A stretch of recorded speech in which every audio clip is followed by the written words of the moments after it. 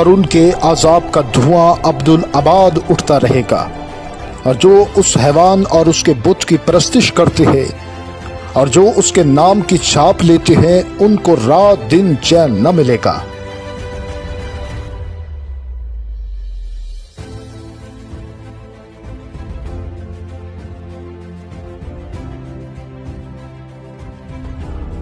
پھر میں نے آسمان میں سے یہ آواز آتی سنی کہ لکھ، مبارک ہیں وہ مردے جو اب سے خداوند میں مرتے ہیں۔ روح فرماتا ہے بے شک، کیونکہ وہ اپنی محنتوں سے آرام پائیں گے اور ان کے اعمال ان کے ساتھ ساتھ ہوتے ہیں۔ پھر میں نے نگاہ کی تو کیا دیکھتا ہوں کہ ایک سفید بادل ہے، اور اس بادل پر آدم زاد کی مانند کوئی بیٹھا ہے، جس کے سر پر سونے کا تاج اور ہاتھ میں تیز